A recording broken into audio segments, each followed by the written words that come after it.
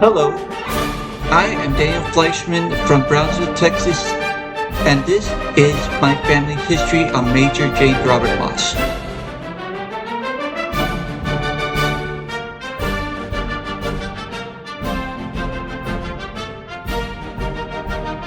This is the story of Major James Robert Moss, a man whose life was woven into the very fabric of American history.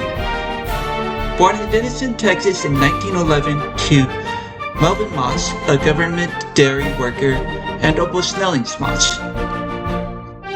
His childhood was shaped by resilience, frequent moves, and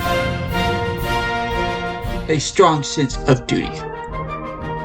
From these humble beginnings, James would rise to become a decorated World War II hero and a leader in his community. In this documentary, we will uncover the remarkable chapters of his life, from the challenges of his early years and the heartbreak of losing his father, to the trials and triumphs he faced on the battlefields of Europe. Through family anecdotes, rare archival footage, and interviews with those who knew him best, we'll discover how Major Moss not only witnessed history, but helped shape it. This is more than a story about war and fury. It's a tribute to a man whose courage, commitment, and kindness continue to inspire generations. Join me as we explore the legacy of James Robert Moss, a true embodiment of American spirit. Born in Denison, Texas in 1911, the late Major James Robert Moss became the firstborn of 6 children, Julia, Bill, Mary, Helen, and Melvin, born to Melvin and Opal Snellings Moss. Early life was hard on James because of Melvin's work on a U.S. government dairy farm located in the heart of South Dakota, and losing his father to a serious illness in the winter when he was just 11 years old. Okay, can you describe the circumstances surrounding Melvin Moss's death around 1920? Yeah, he had headaches, which he blamed on the stress of work. And now he probably had migraines. So they moved out. They had a homestead in northern Nebraska, about 5 miles from the farm in Ardmore. And they moved out there. He had built a little house. He got pneumonia and he was, the flu. And he was recovering from that, but he apparently went into pneumonia. He still had to go out and feed the animals and take care of them, so he kept going out, trying to breathe in that awful air. They had a doctor who they said wasn't very confident, but he did come. My grandmother, Opal, was very pregnant with her last child, Melvin Jr. She sent my dad to town to get the doctor. I don't know where he found him, how long it took. He had to go by horse. He's only 11. These are things, he was a young child to have to do all this stuff. He was the oldest. He had a lot of responsibility.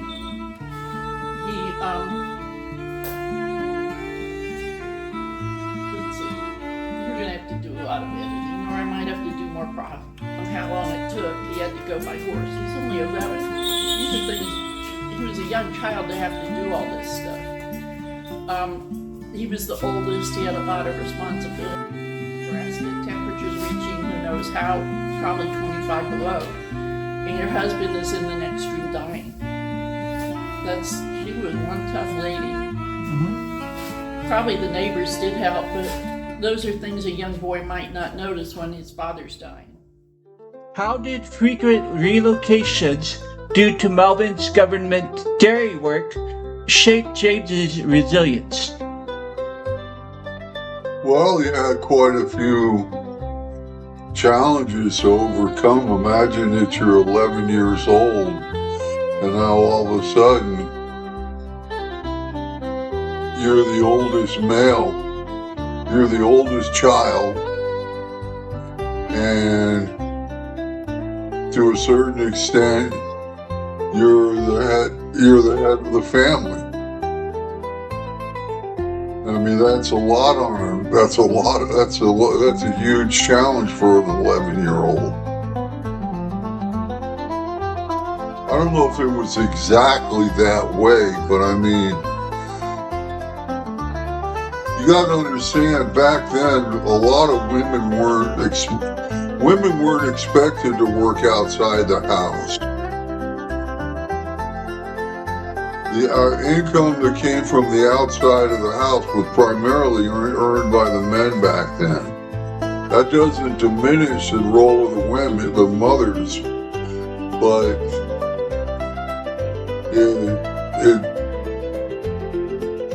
it puts a lot of responsibility on the oldest sons. What motivated James to pursue chemistry and seaweed research at Clemson? With his family struggling to stay together, surprisingly, James Robert Moss was able to graduate high school and gain entrance as a chemistry student, specializing in seaweed research at Clemson University in Clemson, South Carolina, where he became deathly sick, surviving a meningitis epidemic that claimed the lives of various students, including his roommate.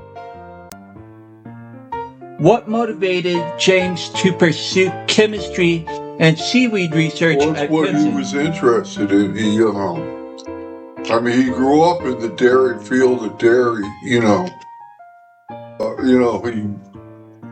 grew up in the dairy business from the day he was born. His father was a dairyman. Dad grew up working in the dairy field, and it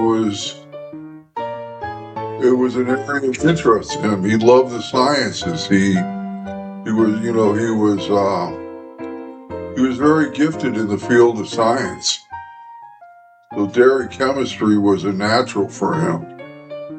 Okay. I'd have to look at his Clemson records to see exactly what his major was, but I mean, he worked his way through Clemson milking cows, he got up early in the morning and worked in a dairy, worked in a local dairy before he went to class in the morning. How did the meningitis epidemic at Clemson affect James physically and emotionally? I don't know. He never really talked about it. I'm sure it did, but I mean, it wasn't his only experience growing up with where some of his peers got killed in accidents or by diseases. Like his younger brother Melvin died of malaria when he was about 6 years old. He went on the family camping trip in South Carolina. I think Dad by that time was in college. I think Melvin was about 12, I think.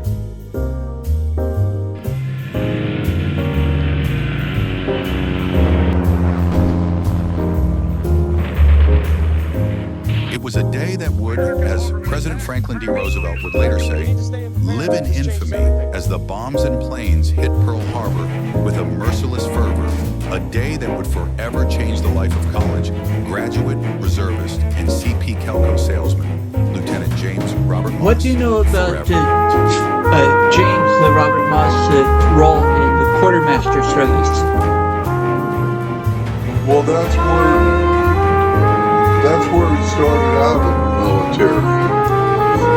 He started out, he was commissioned as the second lieutenant in the quartermaster corps when he graduated from Clemson, and he went straight into what was called the organized reserve.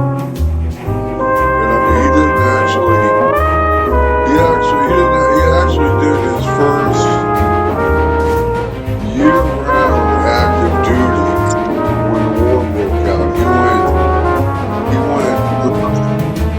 When he graduated from Clemson,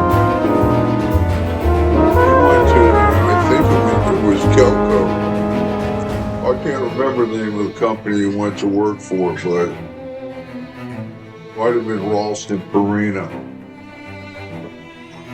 So can you describe James's experience during Operation Tiger and the Slapton Sands incident?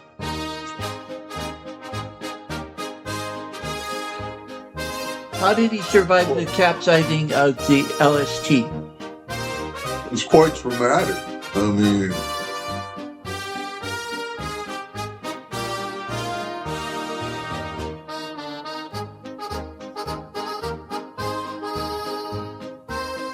well, he was up. It was called Operation Tiger, and what Operation Tiger was, it was a dress rehearsal for the Utah Beach portion of the invasion of Normandy. And there was a supply captain. Well, I'm not quite sure what unit he was signed to, but it's part of in the 4th Division. And he was on the bow in the top deck of the ship when a torpedo struck his LST. And he said all he heard was a big whoosh, and next thing he knew, he was in the water holding on to a chunk of wood. And he was rescued. Get to the lifeboats. On the LST wasn't that big. There weren't more than 500 soldiers and sailors on that ship. And Dad said there were just bodies floating everywhere. And they were ordered to keep their mouths shut. I'm not sure what level it was, but they tried to keep the incident at Slapton Sands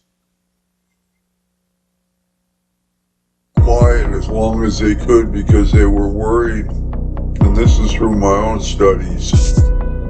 Slapton Sands was picked for the dress rehearsal because it was very similar to Utah Beach. And they were afraid if the whole story of Slapton Sands got out, that Germany would figure out where the invasion was going to be, which I think they pretty well knew anyway.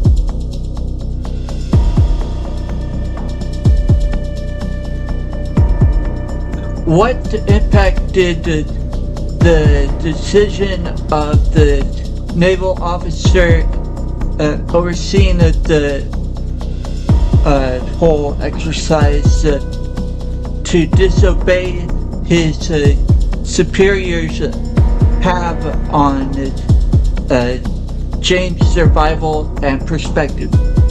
Okay. First, let me say,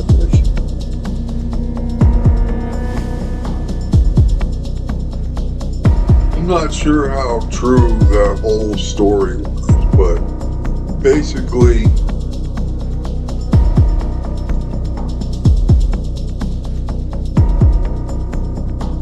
the exercise at Slapton Sands, exercise Tiger at Slapton Sands, was supposed to be a completely realistic, warlike conditions exercise. And my understanding is they were ordered, if there were men drowning in the water, if men in the water, they were not to stop and try to rescue them. Well, my understanding was when those ships got torpedoed, some admiral ordered like a Navy lieutenant commander to forego rescue operations. And the Navy commander told him to take a hike and start rescue operations anyway. I mean, what were James's impressions of the Normandy invasion and its aftermath?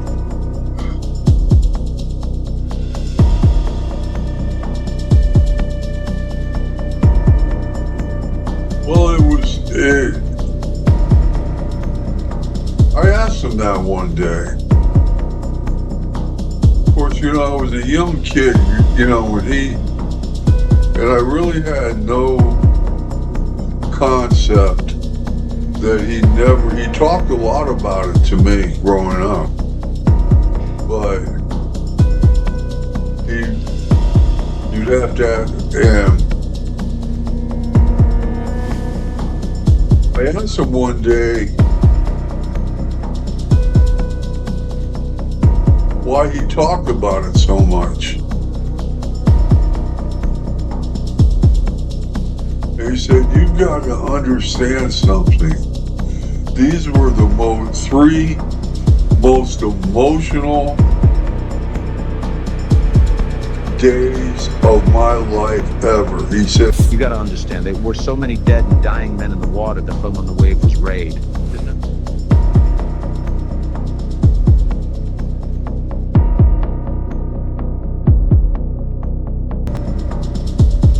How did James Robert Moss earn the rank of major? He'd been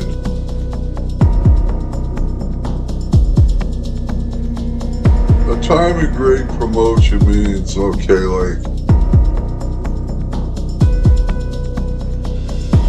you get promoted to a certain rank, and before you can get promoted to the next higher rank without having to doing anything as outstanding, you have to put in a minimum number of time in that rank. And I think when he went from captain to major,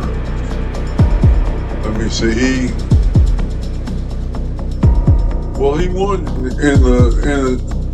in that time period. He had 2 Bronze Star medals. One of them was for valor. I wish I had those medals. And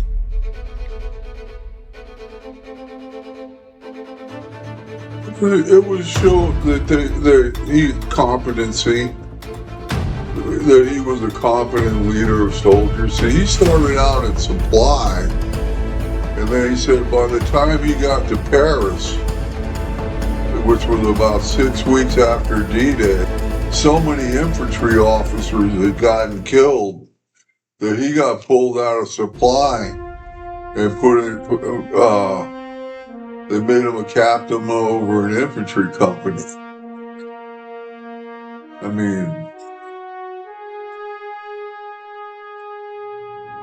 A lot of guys got killed.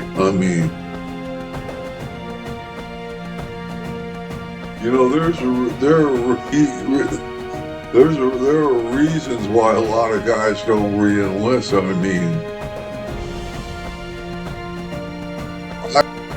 When he first got called back into the military, he received his call up. He received his orders about, basically their job was to figure out how far they could go with integrating the troops. And they found out their basic conclusion was they had to keep the enlisted troops segregated, but the officer corps could be integrated. But they had to test them. They had to put them through training regiments and all this kind of stuff just to figure that out. That being said, how did he respond to resistance from Southern commanders regarding racial integration?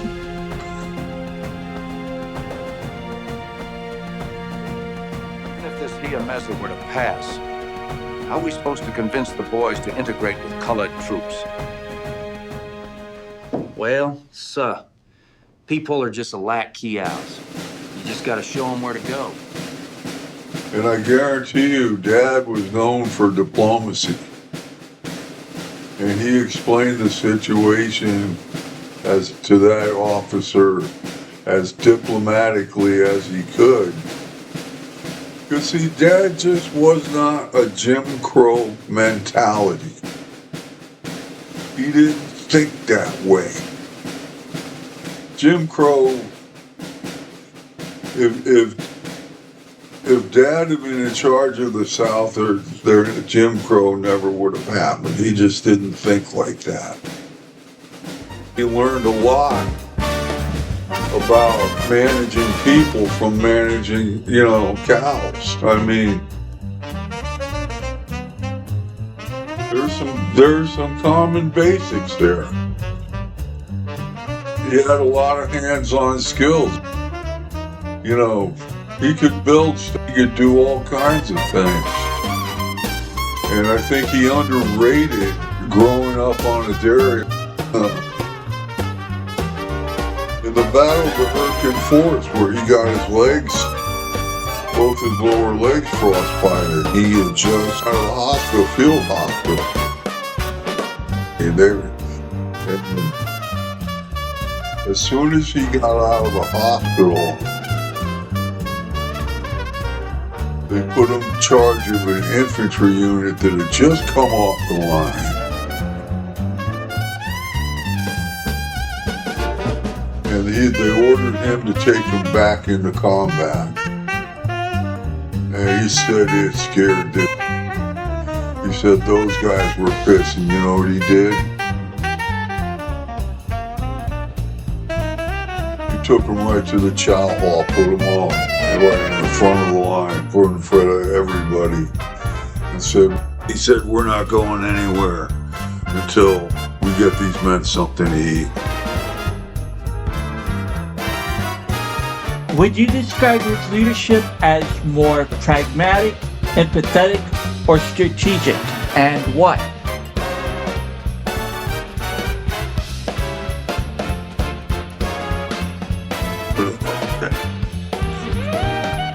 I guess you could put all those things in there.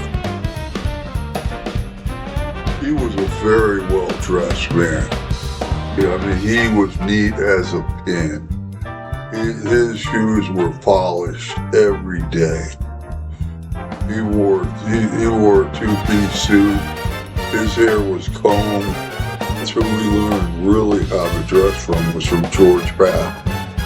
Well, he took those skills very seriously. He had to present himself to the public quite a bit. And to him it was very important to any time he went to see somebody, especially to do business with him, to put his best foot forward. Are there any anecdotes from his dairy days that reveal his character or problem-solving approach? Not really. I mean, only like in the Depression, he got mugged by some of his men, the men working for him at the dairy, because he caught some of them stealing dairy supplies. And they jumped him one day after work. So, what was James's like after World War II? I think the best way to put it is he was deeply affected by the war, especially his experience in the concentration camp. He told me that really it took him about 10 years to get over the war, and that he felt that World War II had a lot to do with the breakup of his first marriage.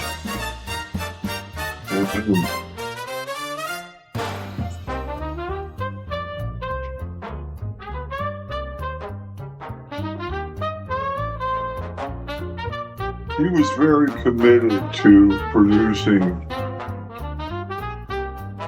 improving nutrition in this country, and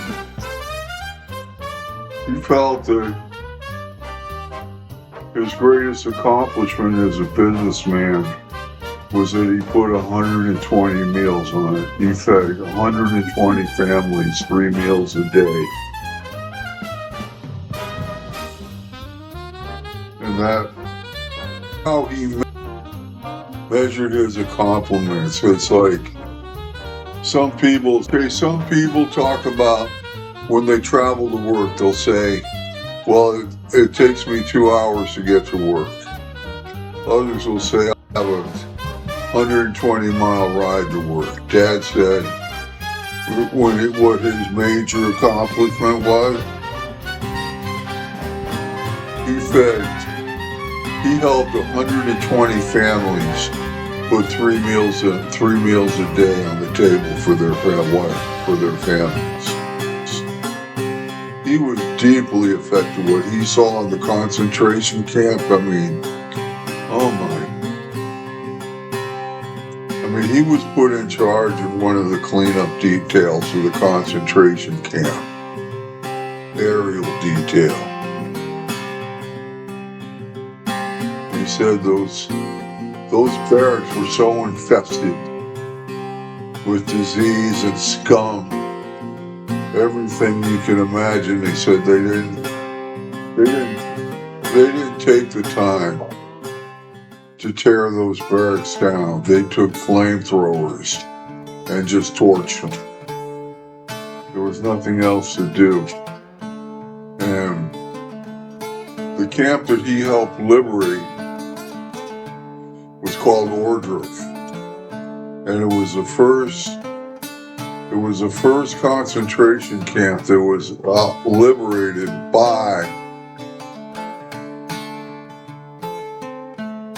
the Americans, the British, the French. The Russians coming from the Eastern Front had already liberated some concentration camps.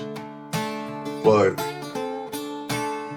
he said the Americans, the Brits, and the French for the Americans, Brits, and French, this were the first one. And when he actually went into camp the camp had been liberated for about 2 days when he got there. And as soon as it got liberated, they sent word, notified Eisenhower about it. When Eisenhower got there, he said he wanted the whole thing filmed, and he put as many soldiers through there as he could. He wanted as many eyewitnesses to that war. It was called the Bergen-Belsen complex. There were 60,000 people literally being starved to death.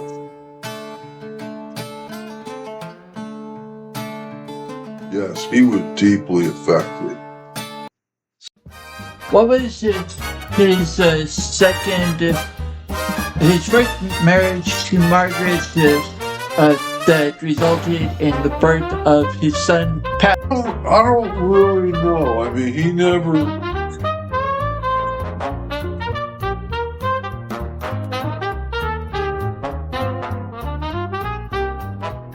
Pat said Dad was never there. He was on the road all the time. That's all Pat really said about it. Pat didn't consider Dad to be his father. He considered Ray Knippel to be his father.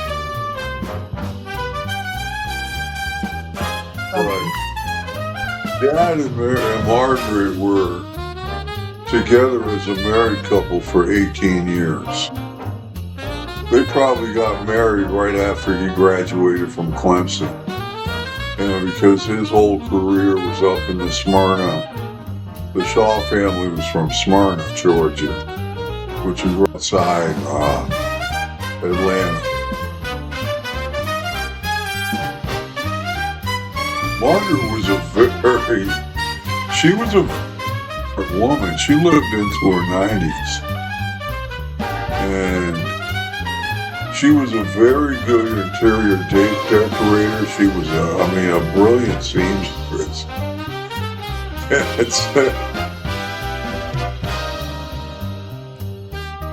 Margaret would invite her friends to go clothes shopping with her, right? And she'd go someplace like Saks Fifth Avenue or Lane Bryant, these were the really top-end women's clothing stores up in New Jersey.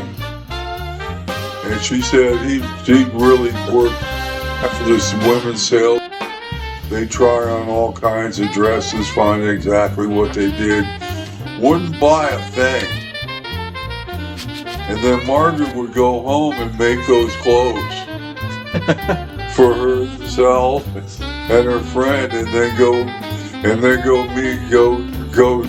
back to that store with those clothes on. And Dad said it was embarrassing. Margaret she was difficult. I'm going to say this. Overall, Jim Moss set a good example as a stepfather. He wasn't a perfect stepfather, but I learned some lessons. You know, being a stepfather is not easy. Some people can say, well, he dug his own hole, or, you know, and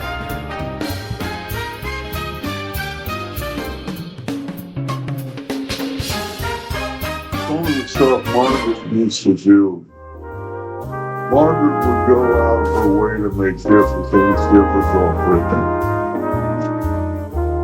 I love that. Margaret used to mess with Dad. And she used to tell him that she wasn't sure who Pat's father was. And Pat, when Dad was on the road working, she played around. Pat said so.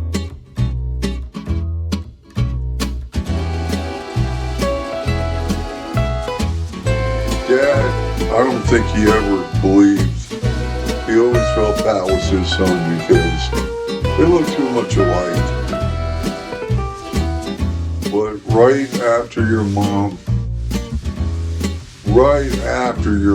and Dad got married, somebody took a picture of Pat and Dad sitting next to each other on a couch at the hotel room with identical grins.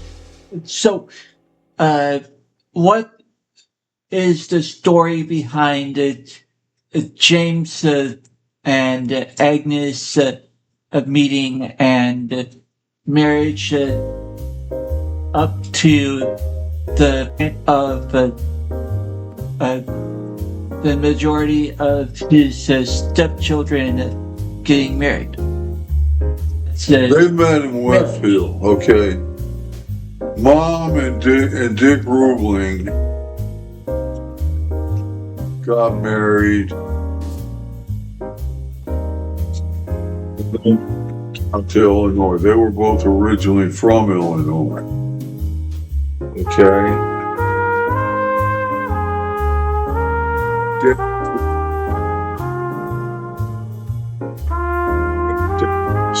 Before that.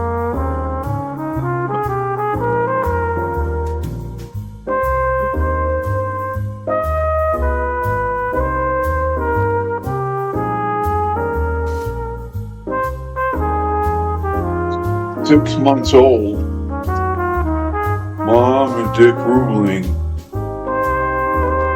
separated for the final time, and Mom came back to New Jersey, where the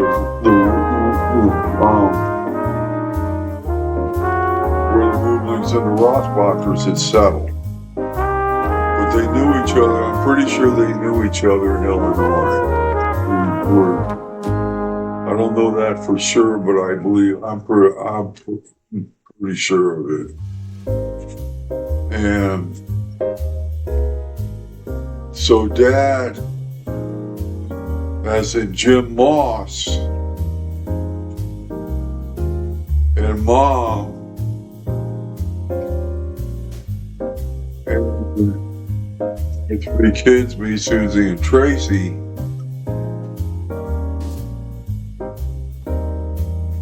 all met each other because we lived in the same apartment complex, which I believe was in Westfield. I'm not years old. It happened pretty quickly. I was barely 3 years old when they got married.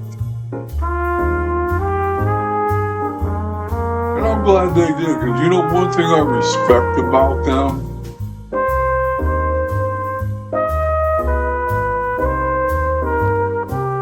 They did not claim that the institution of marriage is what caused them to get divorced. No, but some people get married and then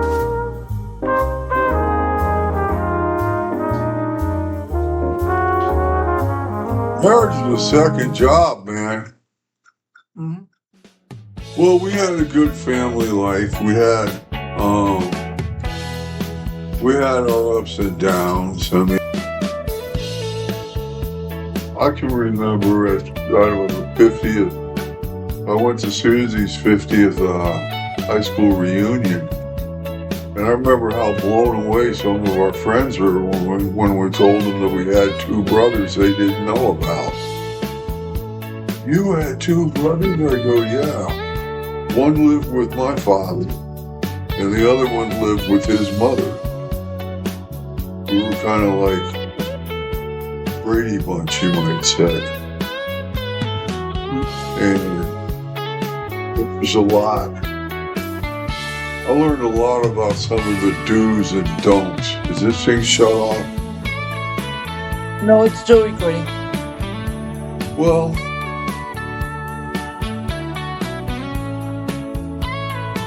Yes. So, can you just with what the circumstances were surrounding James and Agnes' untimely demise?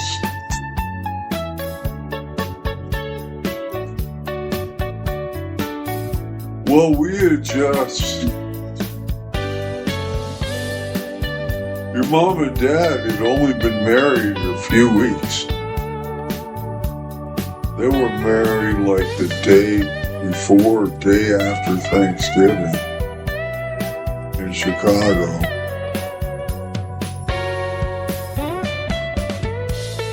And if I remember correctly, the event took place the next January. Yeah, it sure did. It was very bad.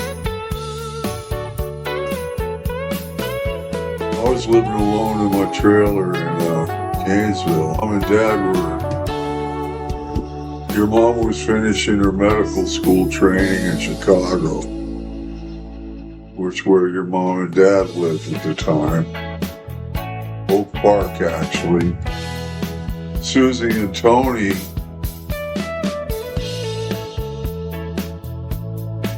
had just moved into their new house in the Bronx.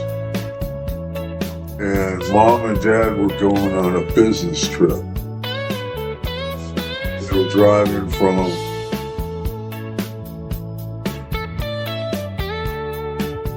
Rancho Palos Verdes up to Fresno. They were going on a business trip, and as one of the fun things of the business trip, they were going to end up and just spend a few days with some good friends of ours up in Fresno. And they were close to Fresno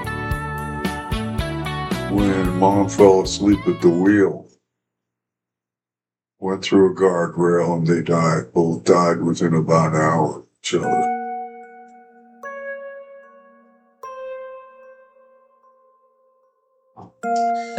So, tell me, where were they laid to rest? The paper says that they have been community activists. What? Community activists, yes. Oh, very much so. Dad was president of the Homeowners Association, and Mom was like the head fundraiser of the Theater in Rancho Palos Verdes, which is that was quite an accomplishment. That was a real movie theater. Going back to the incident, where were they buried?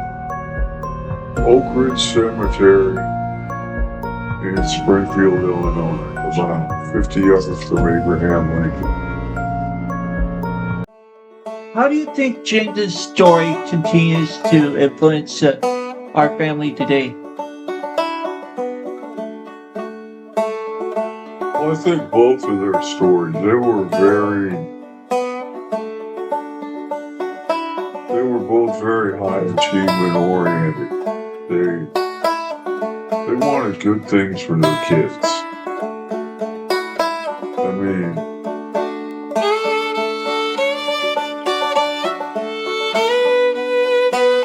he just had tons of determination. I mean, they were both competitors to the max. What values did Major Moss pass down that you see reflected in your own life or creative work?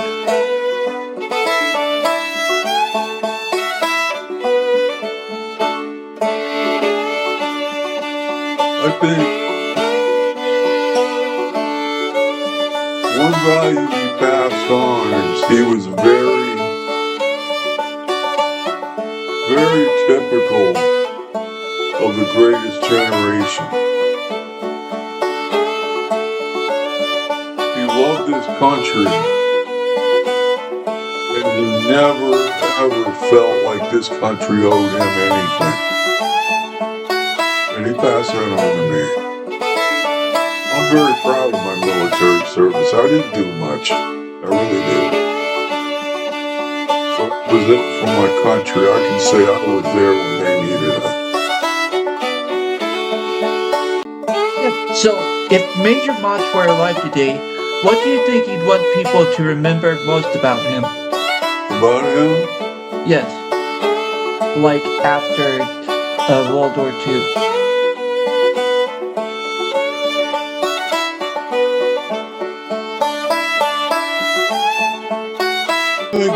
I think the best way to put it is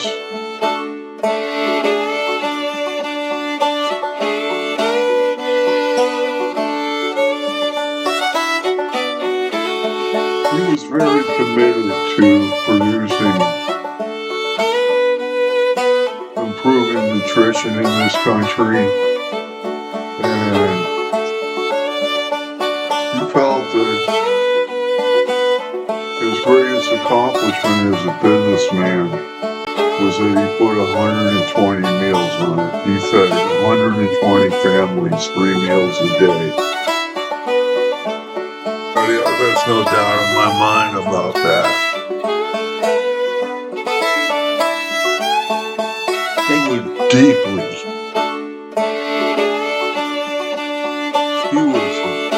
deeply affected by the Holocaust.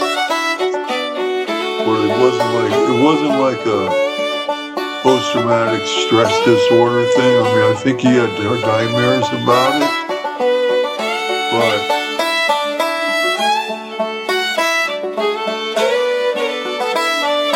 because of it, he strove for positive things.